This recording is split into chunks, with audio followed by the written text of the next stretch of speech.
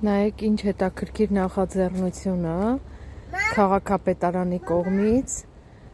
որ բնակիչները կարող են դիմել ըստ իրենց ցանկության, ուղղակի շենքի մոտ այսպես մի փոքր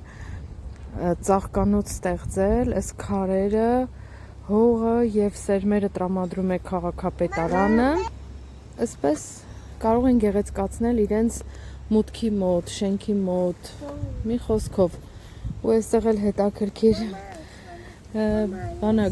գրած է մեղուների կանգառն է այստեղ, որտեղ մեղուները կարող են գալ եւ իրենց համար նեկտար հավաքել մեղուների համար, խնդրեմ,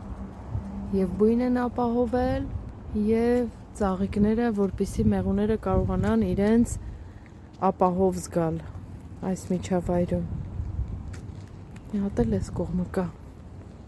Այս տնակին նաև ասում են հոթել մեղուների կամ միջատների համար, խնդրեմ։ Ընդհանրապես շատ է խրախուսվում, այստեղ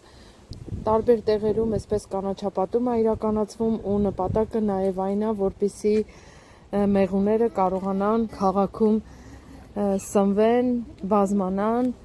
եւ իհարկե օգուտ բերեն բնությանը։ Ինչքան լավ նախաձեռնություն է, գեղեցիկը, հաճելին եւ օգտակարը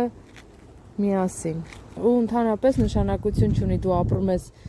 երրորդ հարկում, չորրորդ հարկում, առաջին հարկում, կարող ես դիմել քաղաքապետարան եւ այս ամենը կարող է տրամադրվել այսպիսի գեղեցիկ միջավայր ստեղծելու համար։ Արդեն անհատական յուրաքանչյուրը իր տան մոտ կարող է ունենալ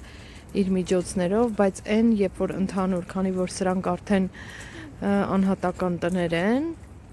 իսկ նրանք որ ընդհանուր շենք է բնակիչներով, այն քաղաքապետարանն է տրամադրում։ Ու ընդհանրապես ծրագիր է իրականացվում քաղաքապետարանի կողմից, եթե ժամանակին քարքարոտ էր ուղակի կամ խոտան, այսպես ասած, կամ անմշակ հող էր, իրենք լրիվ այսպես մշակում են, կանաչապատում են։ Այս ամբողջը,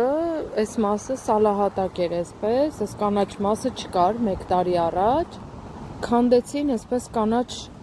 միջավայր ստեղծեցին, նորից այս կարճ ծառերից տնկեցին, նայեք ծառերի բների մոտ էլի այսպես պայմաններ են ստեղծված, որ ոչ թե ուղղակի քառակուսի փոքր հողատարածքը, այսպես էլի շրջանակով սարքեցին իրենք, սիրուն խոտերով, որ որքան հնարավոր է էլի կանաչ միջավայր լինի, այն կողմն էլ նայեք էլի ծառերի մոտ,